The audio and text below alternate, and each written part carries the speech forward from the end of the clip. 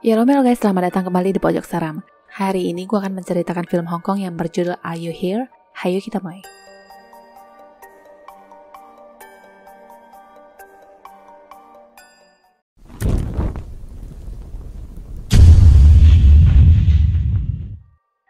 Permainan pemanggilan hantu selalu menarik untuk para remaja yang menanyakan hal-hal yang sebenarnya nggak penting. Kipas angin berputar sendiri yang akhirnya terjatuh. Ling yang berpakaian hijau ini mulai takut dan mengatakan ingin menghentikan permainan, tapi ditahan oleh teman-teman yang lain.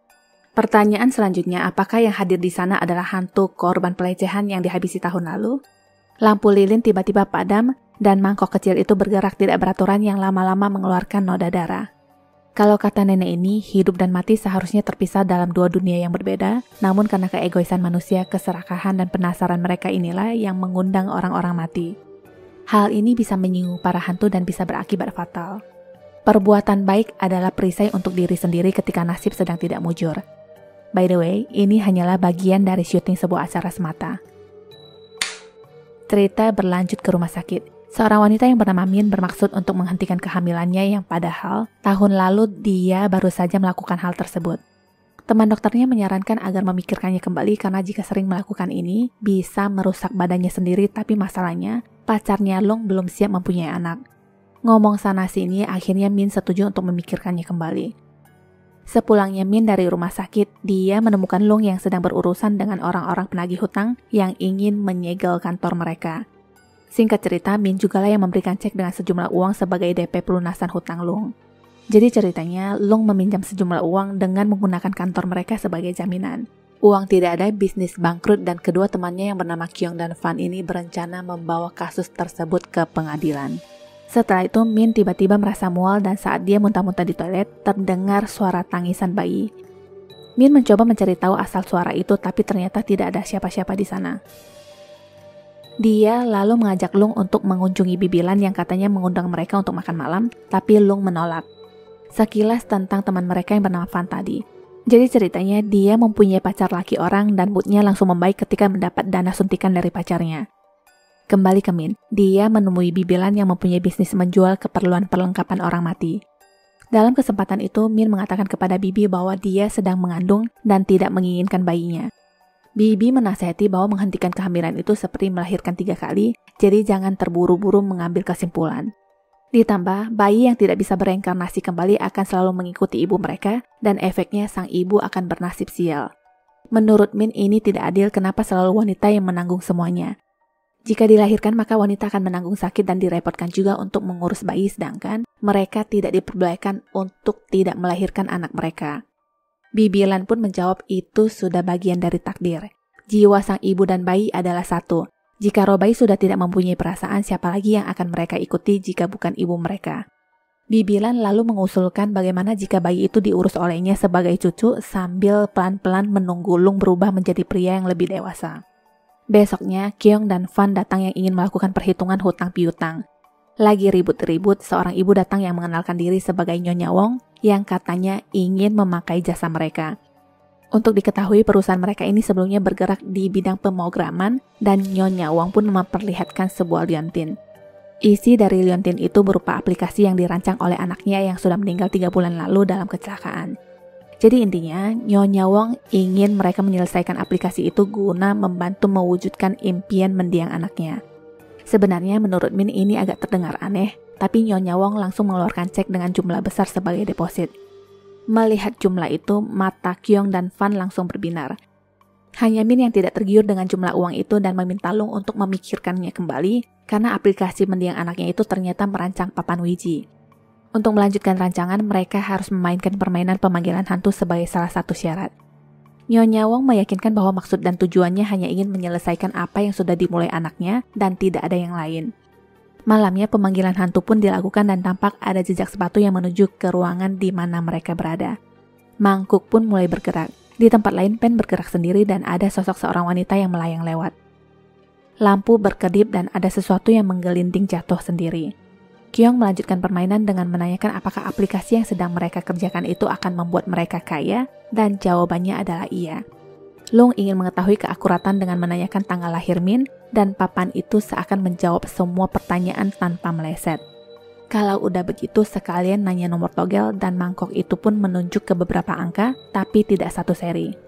Mangkok berhenti di pertengahan jalan, dan barang yang menggelinting jatuh itu kini sudah dalam keadaan berdiri tanpa mereka sadari.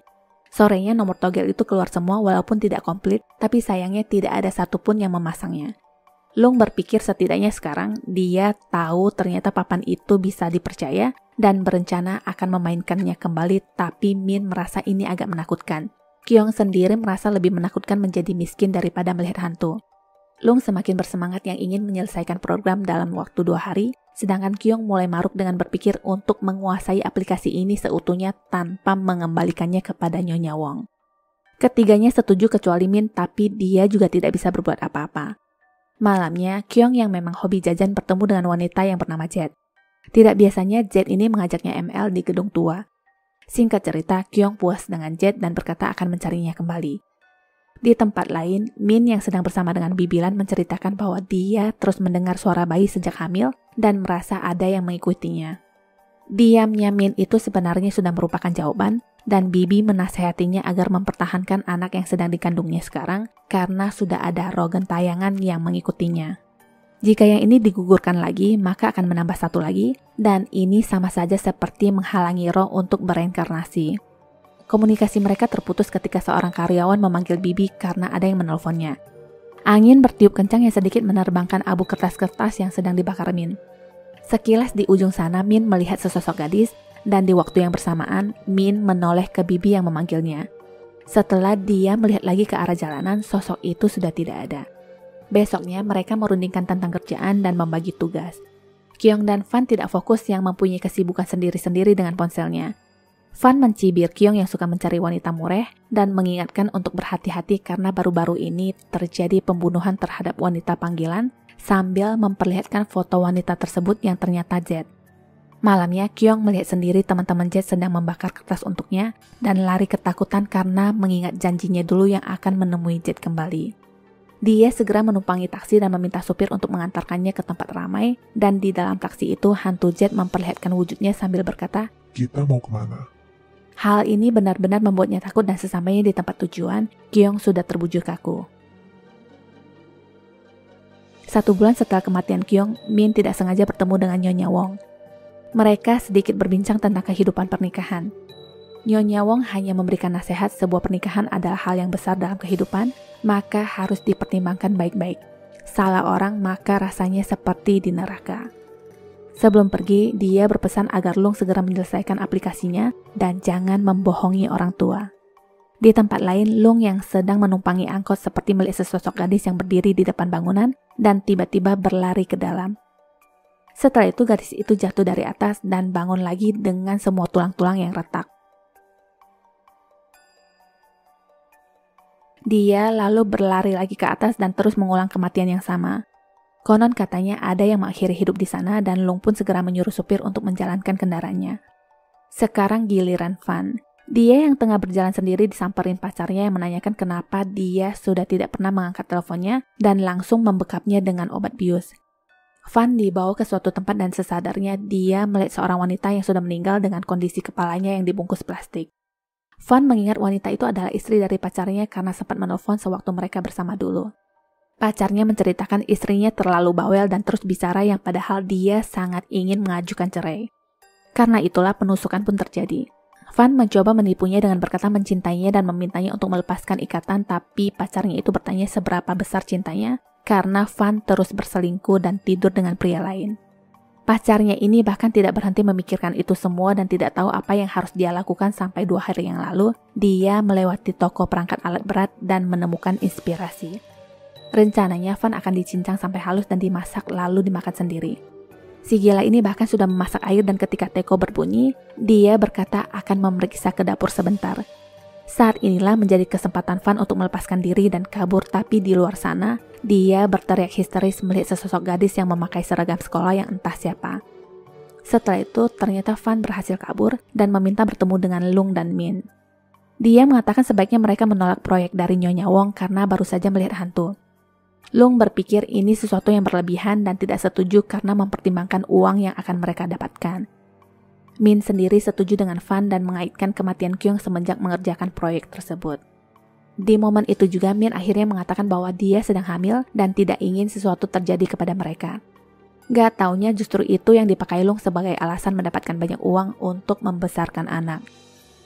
Tak lama ada telepon masuk dari temannya yang berkata dia berhasil mengatur pertemuan dengan seorang guru spiritual untuk mendukung proyeknya. Lung pun mengajak mereka untuk bertemu dan entah kenapa Fan mendadak merasa tidak enak badan di sepanjang perjalanan. Min menyuruh Lung untuk mengantarkan Fan ke rumah sakit tapi Lung tidak bersedia. Lung akhirnya mengaku bahwa dia juga melihat hantu, jadi ini waktu yang tepat untuk bertemu sang guru. Telepon berdering lagi dan temannya mengabarkan lokasi pertemuan dirubah menjadi di sekolah tak-tak. Sesampainya di sana, Fan tidak sadarkan diri dan Lung tetap memaksa Min untuk ikut bersamanya. Singkat cerita, bertemulah mereka dengan sang guru dan meminta bantuan. Guru berkata dia tidak bisa membantu karena sesungguhnya kemampuannya belum sampai di sana dan dia hanyalah artis bayaran yang berakting sebagai guru pengusir setan. Sebelum mereka pergi, guru menanyakan adakah mereka melakukan sebuah kesalahan yang langsung membuat Lung merasa tidak nyaman. Di dalam mobil, Fan yang baru sadar langsung histeris melihat sosok hantu itu lagi dan ponselnya tiba-tiba berbunyi. Di layar terlihat gambar aplikasi pemanggilan roh dan tertulis mati kau. Jadi ternyata Fan itu tidak lolos dari pacar gilanya dan dia mati terbunuh. Setelah itu pacarnya berubah pikiran yang katanya tidak akan memasaknya, tapi akan ikut bersamanya dan mengakhiri hidup. Ingatan itu membuatnya gila dan sewaktu kedua temannya keluar, Fan sudah tidak ada di mobil. Min mencoba menelponnya dan suara ponsel yang berbunyi terdengar dari arah belakang yang ternyata Fan sudah tergantung di atas pohon. Min histeris dan ingin menelpon polisi tapi Lung mencegahnya yang ingin segera pergi dari tempat itu. Lung seperti sudah kehilangan akal sehat karena rasa takutnya. Di mobil, dia terus melarang Min untuk menelpon polisi dan di sini, Min mencurigai adakah Lung sudah melakukan sesuatu yang jahat tapi tidak diketahuinya. Lung hanya beralasan Fan sudah mati dan aplikasi itu sudah berakhir, jadinya dia tidak ingin mendapatkan masalah baru. Akhirnya, dia menceritakan di hari acara pembukaan perusahaan mereka dulu yang semuanya dalam keadaan mabuk. Dalam perjalanan pulang itu, Min sudah tertidur pulas dan Lung seperti menabrak seseorang. Ternyata dia memang menabrak seorang gadis tapi kondisinya tidak apa-apa. Gadis itu meminta tolong kepada mereka. Saat itu, Lung hendak menolong tapi teman-temannya mencegah dan menyuruhnya untuk terus menjalankan mobil. Apesnya, anak itu ternyata sedang dalam bahaya dan dia pun ditangkap oleh penjahat. Besoknya berita menyiarkan seorang siswi ditemukan tidak bernyawa dan korban dari pelecehan yang ternyata gadis yang mereka tabrak semalam. Di antara mereka hanya Mila yang tidak tahu tentang kejadian ini. Sekarang hantu gadis itu bahkan menunjukkan wujudnya yang berdiri di samping jalan dan sempat berada di depan mobil mereka yang lalu menembus ke dalam mobil. Ponsel berbunyi dan di layar muncul aplikasi setan dengan tulisan "Aku tidak akan melepaskan kalian". Mereka lalu segera menemui Bibi Lan dan meminta bantuan. Menurut Bibi, papan pemanggilan hantu itulah yang menghubungkan dua dunia. Lung dan teman-temannya dihantui karena memang mereka bersalah, sedangkan Min yang sedang hamil sangat rentan terhadap hal-hal kotor seperti ini. Sekarang Bibi mempunyai sebuah cara merubah nasib dengan menghitung waktu lahir untuk mencocokkan keberuntungan. Orang yang melakukan ini hanya orang-orang yang kepepet yang berada di antara hidup dan mati. Hal ini tidak tentu berhasil tergantung seberapa banyak kebaikan yang tertanam di dalam kehidupan masing-masing dan orang-orang yang ingin melakukan ritual ini sudah harus bersiap mengalami kematian. Ritual ini lebih disebut sebagai pemalsuan kematian dan terlahir kembali sebagai manusia baru agar terhindar dari kejaran hantu. Teorinya, setelah hantu memastikan kematian mereka, maka semua keganasan akan musnah dan hantu tersebut akan tenang lalu bereinkarnasi kembali. Mereka lalu pergi ke tempat di mana anak itu dihabisi dulu dan ritual pun akan dilakukan di sana. Sebelumnya, Bibi berdoa meminta perlindungan Tuhan dan memohon agar semua usaha mereka dilancarkan. Pintu jendela terbuka sendiri dan Bibi menganggap ini bertanda baik. Waktunya pun tiba. Mereka disuruh untuk menggantung diri di tengah lingkaran di waktu yang tepat. Angin bertiup kencang yang menunjukkan kehadiran hantu tersebut. Bibi berkata sudah waktunya dan dia akan melakukan tugasnya di depan. Mereka berdua disuruh agar apapun yang terjadi dengannya nanti, tetaplah berada di dalam lingkaran karena di sanalah hantu tidak bisa melihat mereka. Bibi melafalkan mantra dan melemparkan sesuatu yang membuat hantu itu memperlihatkan wujud. Baru saja dia akan membakar jimat, lampu lilin sudah padam dan angin pun bertiup kencang. Hantu itu berjalan mendekat yang membuat Bibi berlutut. Bibi mencoba bertahan dan berusaha menyalakan lighter tapi tidak berhasil yang akhirnya meninggal begitu saja. Min yang melihat itu tidak kuasa menahan rasa sedihnya dan berteriak memanggilnya. Tangisan Min membuat hantu itu mencari keberadaan mereka yang tak terlihat olehnya. Lung mencoba menenangkan Min dan melanjutkan ritual. Min digantung dan di waktu yang tepat, Lung lalu memotong tali itu seperti yang diarahkan Bibi sebelumnya.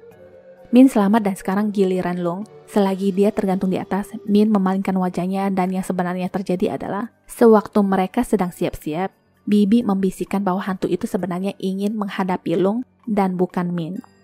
Jadi apapun yang terjadi nanti, Min harus bisa melindungi diri sendiri, ditambah ingatan tentang Lung yang suka berbohong dan berjudi. Ada lagi pengalaman kemarin di mana Lung mengatakan kata-kata kasar, juga berlaku kasar kepadanya. Pesan Nyonya Wong tempo hari juga mengiang-iang di kepalanya dan akhirnya Lung dibiarkan mati tergantung. Kalimat terakhir Min adalah, aku yang akan mengurus bayi kita. Hantu itu pun memudar dan pergi. Setelah melangkah keluar, Min menelpon polisi dan berakting seakan-akan baru menemukan pacarnya yang mengakhiri hidup.